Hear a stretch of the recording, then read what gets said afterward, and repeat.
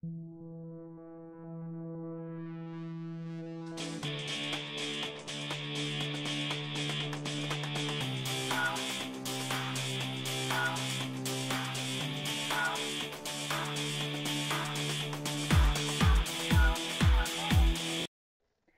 les amis, je suis contente de vous retrouver aujourd'hui pour cette nouvelle vidéo. Donc là, je vais vous parler de mon retour à la maison après l'accouchement. Donc dans l'ensemble, ça s'est bien passé. J'ai pas eu, euh, j'ai pas eu de gros ennuis. Le petit, il est sage. Donc c'est l'avantage que j'ai, c'est que franchement, il dort bien. Il fait pas vraiment ses nuits, mais il se réveille juste une fois dans la nuit pour réclamer son bibi maintenant. Bon, il va bientôt avoir un mois. Euh, Donc oui, vous sortez de la maternité, je suis allée le présenter déjà à ma famille, puisque avec le Covid-19, ils ne pouvaient pas venir me visiter. Donc c'était super émouvant. Je l'ai amené donc chez mes grands-parents où il y a eu ma soeur, son copain, il y avait ma mère.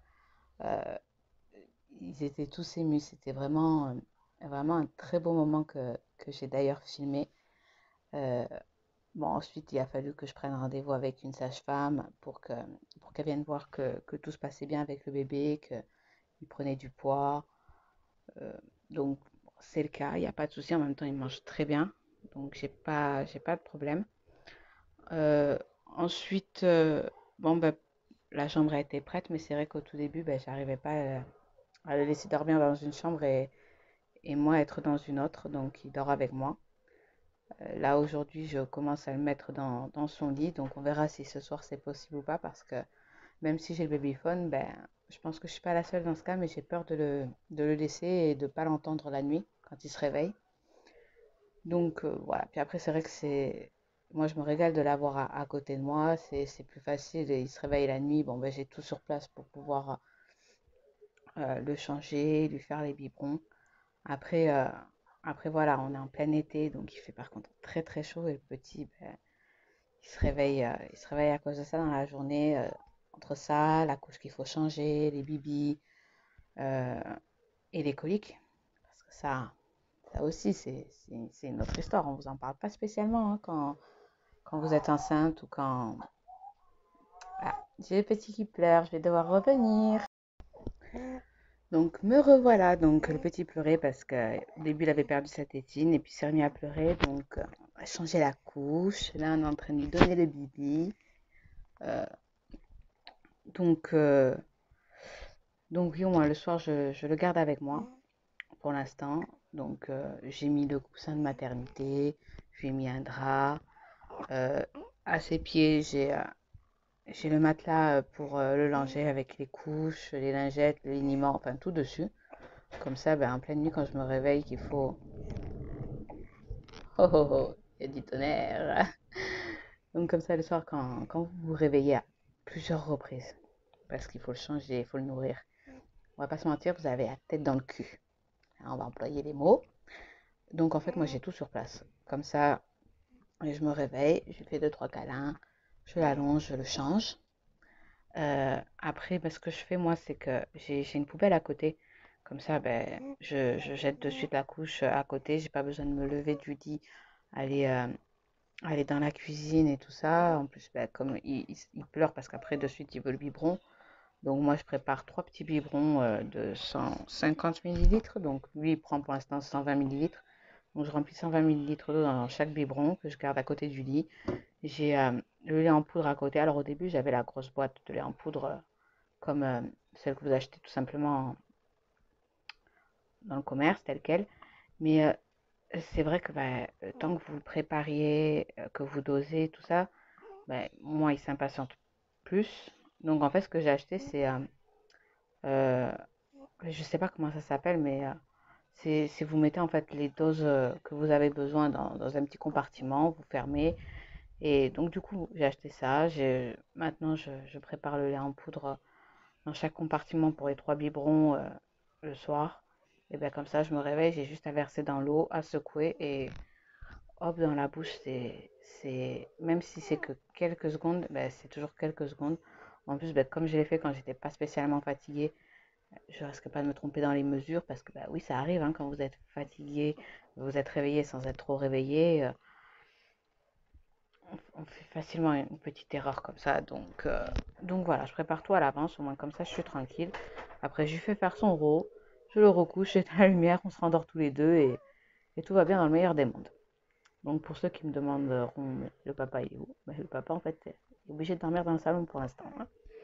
Parce qu'au moins comme ça, moi je m'en occupe, tout le monde peut dormir et puis tout va bien. Euh, Ensuite, on ne vous parle pas assez des coliques. Donc après les avis divergent. Il y en a certains qui disent que c'est mal de ventre, d'autres disent que c'est juste un inconfort. Moi j'ai compris que c'était ça parce que les positions qu'il prenait, il remuait énormément les bras. Il arrêtait pas de se plier les jambes. Il devenait tout rouge, mais vraiment rouge, rouge, hein. Euh, il était bouillant parce qu'il s'énerve. Et puis il arrêtait pas de péter. Mais c'est pas des petits peu, on s'attend pas à ce qu'un bébé il pète comme ça, franchement. Bon, donc j'ai appris qu'il fallait lui faire des petits massages au ventre. J'ai vu certaines positions, parce que sur YouTube, il y a une superbe chaîne dédiée aux enfants où il y a pas mal de pédiatres qui sont interviewés ou enfin des trucs comme ça, quoi. Et ça apprend pas mal de choses, franchement, c'est bien sympathique. Ouais, et après, vous avez votre instinct, vous savez plus ou moins comment le mettre pour le calmer. En tout cas, moi, ça a été mon cas. Euh, bah, comme quand à la maternité, il adore le pot contre pot. Donc, je le mets contre moi, il s'endort comme ça, avec les jambes un peu repliées. Ça le soulage. Et puis, il s'endort et il dort bien comme ça, quoi. Donc, après, au bout d'un moment, quand il s'est bien endormi, je le recouchais. Et puis, bah, voilà, tout le monde pouvait retourner dormir, il n'y avait pas de souci. Après, moi j'ai de la chance, c'est que maintenant, il se réveille plus toutes les 3 heures la nuit. Euh, c'est la journée, il reste, il va dormir un petit peu, mais pas autant qu'au tout début. Et par contre, bah, la nuit, il va se réveiller qu'une seule fois. Donc, certes, le matin, il se réveille quand même de bonne heure pour prendre le bibi, mais enfin, c'est pas, vous vous réveillez pas toutes les 3 heures, quoi. Maintenant, je continue à noter, moi, les heures de prise de biberon, à l'heure à laquelle il prend, à l'heure à laquelle je le change, euh, dans l'attente du premier rendez-vous avec le pédiatre qui a lieu après son premier mois. Et, mais sinon, je mets plus l'alarme toutes les 3 heures. C'est dès qu'il se met à pleurer. Moi, je reconnais vite quand il veut manger parce il crache à susu et il met les doigts dans la bouche. Donc au moins, je sais je sais qu'il veut manger à ce moment-là. Et par contre, il a pris une sale manie. Il a pris une très très sale manie quand il mange. Et ça, il le fait depuis le tout début. Euh, donc en fait, quand il mange, il a pour habitude de se mettre la main sur les yeux, de se les mettre dans les yeux, de tirer. C'est alors vous êtes là, vous tenez le bibi et vous essayez avec votre petit doigt de dégager ses mains des yeux. Donc là voilà, il a fini de manger, hein, comme vous avez cru comprendre. Il a déjà fait son rototo et puis bah là c'est un petit moment câlin avant de retourner se coucher. Là, ma perle. Il y a le hockey. Alors, il y a toujours le hockey hein, après manger. J'ai même pas eu besoin de le taper sur le dos pour faire son rototo cette fois. Tant mieux. Et je sais même plus où j'en suis à force. Euh, je sais plus. Je sais plus. Oui, donc moi je prépare vraiment tout à côté, au moins comme ça. Ouf, au moins comme ça, on est tranquille. On a tout à portée de main. Et après, bah, ça le permet de moins attendre parce qu'il est très impatient. Je vous ai dit, c'est un asticot. Ah mon bébé. Ah, mais il est beau. Je pense que vous êtes toutes comme moi quand vous regardez vos enfants. Euh, Vous êtes accro. Euh, donc, je vous ai parlé du bibi, je vous ai parlé des couches. Euh, donc après, bon, on a fait appel à la sage-femme. La sage-femme, elle est venue que 2 fois en un mois. Parce que bah, le petit, voilà, il prend du poids, il mange bien, les selles sont bien. Moi, j'ai bien cicatrisé aussi, donc il n'y avait pas lieu d'être qu'elle vienne plus souvent. Là, d'ici quelques jours, on va avoir le premier rendez-vous chez le pédiatre.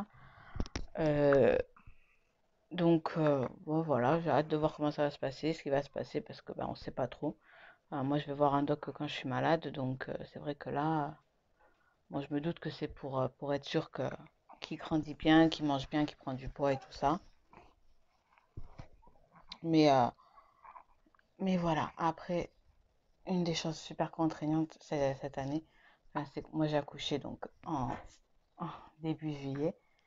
Il faisait chaud, mais là, c'est vrai que il fait des températures hallucinantes. Et désolée, là, vous devez l'entendre, mais vraiment fort avec le micro. Je ne peux pas faire autrement.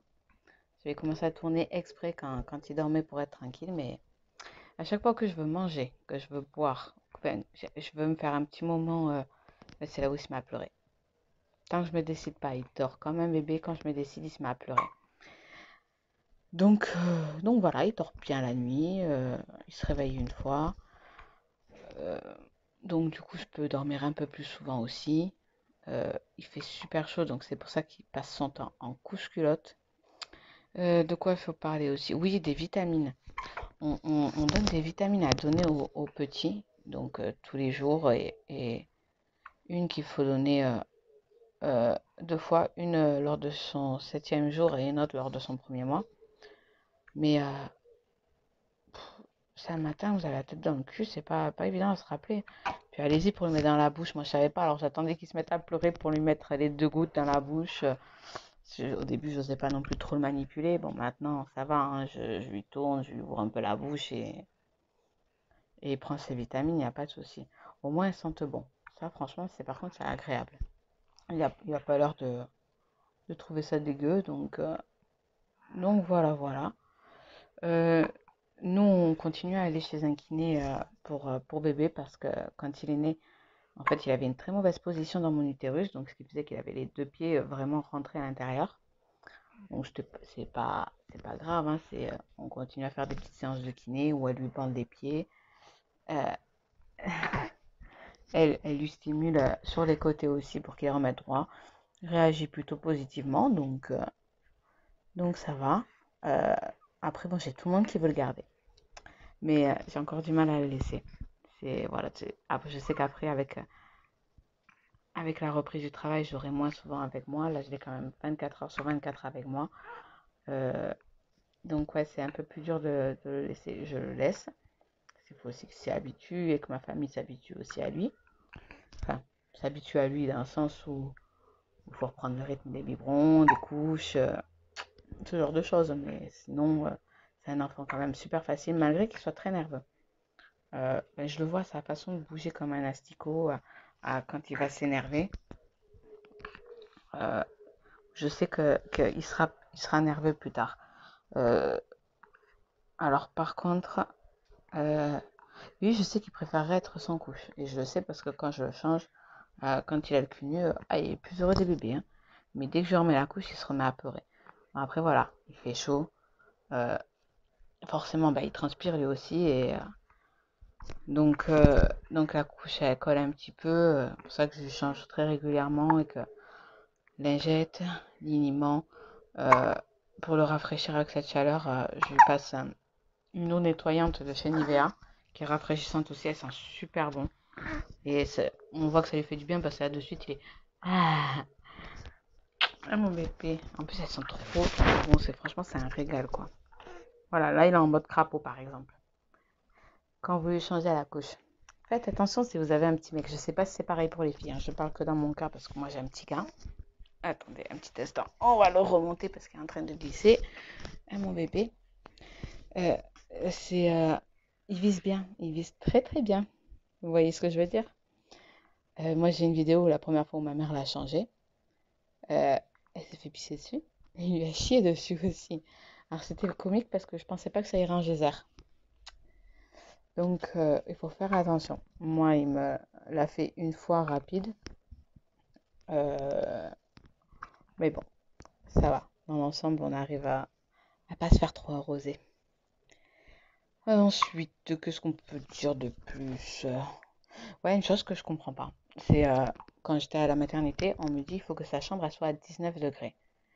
Euh, on est en plein été, il fait méga méga chaud. on a des ventilateurs partout, mais on n'a pas de clim. Et pour l'instant, je me vois pas installer une clim pour l'instant. Donc avoir la chambre à 19 degrés, c'est en fait tout simplement impossible. J'en ai parlé avec la sage-femme, elle me dit, mais on est en plein été, avec la chaleur, c'est pas possible non plus.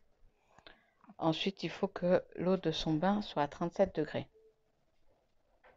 Il fait trop chaud. C'est pas possible. Euh, non, c'est pas possible en fait. Il fait beaucoup trop chaud pour le baigner à cette température. Donc, ce que je fais, c'est que moi, je le frotte avec le gant et son gel douche. Après, je remplis l'évier. C'est plus facile et ça me gaspille beaucoup moins d'eau. Parce qu'il faut que le bain soit rapide, hein. Et je mets de l'eau tiède, mais pas l'eau à 37 degrés. Enfin, même moi, 37 degrés, j'y plonge pas un doigt, quoi, avec la chaleur. Donc, bon, voilà. Il grandit bien, hein. Vous voyez, hein, il a mangé, il est contre moi, il a le hockey, mais voilà, il bouge un petit peu, vraiment un petit peu. Et sinon, il est calme, quoi. Donc, on profite quand il est comme ça. C'est pour ça qu'aujourd'hui, j'en ai profité de pouvoir le mettre dans son lit pour moi m'habituer. Donc, j'étais après avoir fait le ménage, enfin, je me suis occupée du linge aujourd'hui. J'étais avec ma série. Lui, il dormait tranquillement. Je voulais faire du repassage, mais il faisait trop chaud, c'est pas possible. Parce que moi, je repasse ses vêtements. Après, mon père là, il adore me regarder. Ah, oui, bah oui, on sait que t'es un futur boxeur. C'est coup de poing, coup de genou, coup de pied, coup de tête. Ah, oui, mon bébé. On dirait qu'on fait des coups de tête à maman, nous, hein. Et puis, il commence déjà à accrocher tout ce qu'il trouve. Les cheveux, les bijoux. Donc, je suis toujours obligée d'avoir les cheveux attachés avec lui. Parce que quand il tire, il ne veut pas lâcher, hein. Donc, voilà, les amis, je pense que j'ai abordé tous les sujets auxquels moi j'ai été confrontée à mon retour. Donc, après, c'est sûr que moi j'ai eu cette chance que tout se passe bien, que petit dorme bien. Enfin, j'ai pas à me plaindre, hein, quand il se réveille une fois en plein milieu de la nuit pour un biberon et changer la couche. Et c'est tout, quoi. Donc, je pense qu'il fera très rapidement ses nuits.